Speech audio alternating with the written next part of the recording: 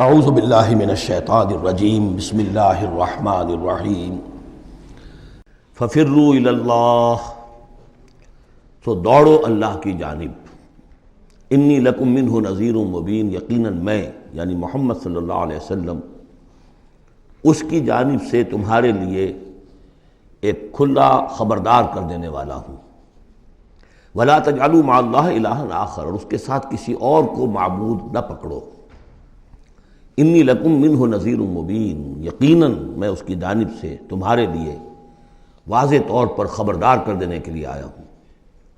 کذالک ما اتی الذین من قبلہم من رسول الا قالوا ساحر او مجنون، اسی طرح ہوتا آیا ہے یہ کہ ان سے پہلے نہیں آیا کسی بھی لوگوں کے پاس رسول مگر یہ کہ انہوں نے یہی کہا کہ ساحر ہے یا مجنون ہے۔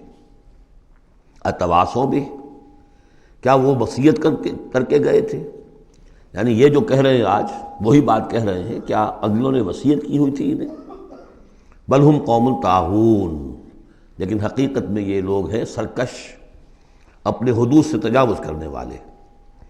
فتول عنہم فما انت بملوم، تو اے نبی صلی اللہ علیہ وسلم آپ ذرا ان کی طرف سے اپنی توجہ کو پھیر لیجئے، یعنی وہ اگر اعراض کر رہے ہیں، انکار کر رہے ہیں، استہزاء کر رہے ہیں، تمسخر کر رہے ہیں، آپ کو شاعر، ساحر، مجنون، معلم جو کچھ کہہ رہے ہیں، آپ ذرا اپنی توجہ ان کی طرف سے ہٹا لیجئے۔ فتول عنہم فما انت بملوم، آپ پر کوئی ملامت نہیں ہے، یعنی کہ اگر یہ لوگ نہیں مانتے تو آپ کے اوپر کوئی الزام نہیں ہے۔ آپ دیکھیے جو لوگ سننا چاہتے ہوں، سمجھنا چاہتے ہوں، جاننا چاہتے ہوں، ماننا چاہتے ہوں، ان کی طرف توجہ مبذول فرمائیے۔ وَذَكِّرْ فَإِنَّ الذِّكْرَىٰ تَنفَعُ الْمُؤْمِنِينَ، تاہم آپ تذکیر کرتے رہیے، یاد دہانی کرتے رہیے، اس لیے کہ یہ تذکیر، یہ یاد دہانی، یہ نصیحت، یہ تعلیم، یہ تلقین، یہ تبلیغ اگر ان کے حق میں مفید نہیں ہو رہی تو اہل ایمان کے حق میں مفید ہو رہی ہے، ان کے ایمان میں اضافہ ہو رہا ہے۔ جو بھی نئی صورتیں نازل ہو رہی ہیں، جو بھی اللہ کی طرف سے آپ مزید انہیں آیات سنا رہے ہیں، اس سے اہل ایمان کے ایمان میں اور ایزادگی ہو رہی ہے، افزونی ہو رہی ہے۔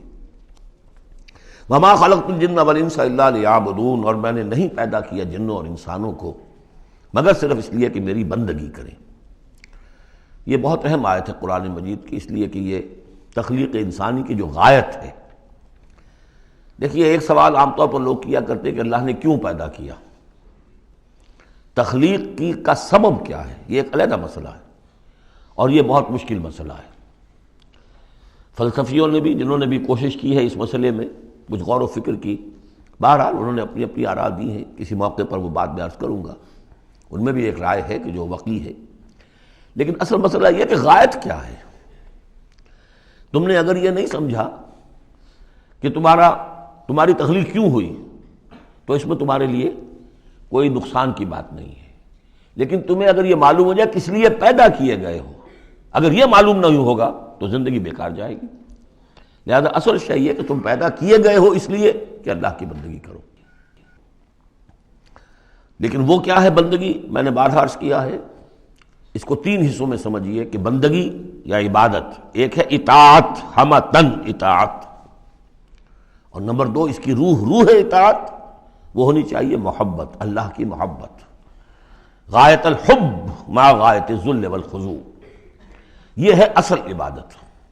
باقی کچھ مراسم عبادت ہیں کہ جس میں کہ اللہ تعالیٰ کے سامنے انسان اپنی عاجزی کے اظہار کے لیے قنوت ہے، دس بستہ کھڑا ہونا ہے، جھک کر کھڑے ہونا، پھر سجدہ ہے، رکوع ہے، حمد کے ترانے ہیں، نماز ہے، جو بھی شکلیں ہیں، یہ مراسم عبودیت ہے۔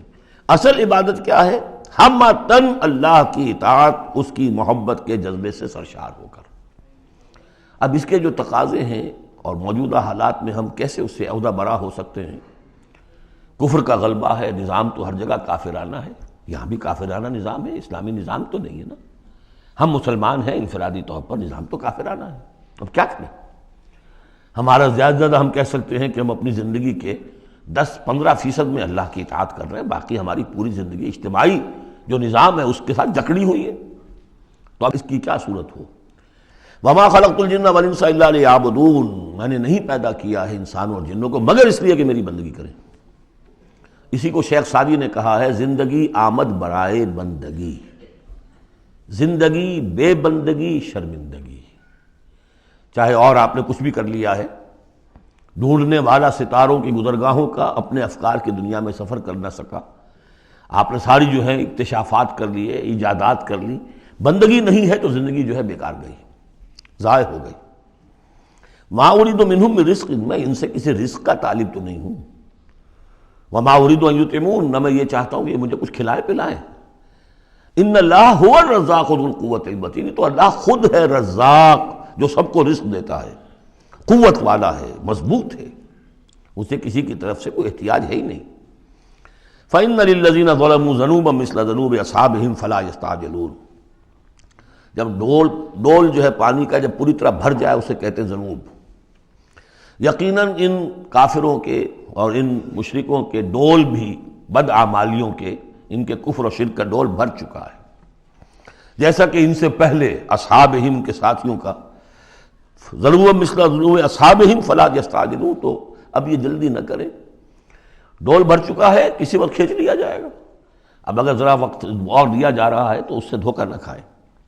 فویل للذین کفروا من یومہم الذی یوعدون، تو ہلاکت اور خرابی اور بربادی ہے ان کافروں کے لیے اس دن جس دن کا ان سے وعدہ کیا جا رہا ہے۔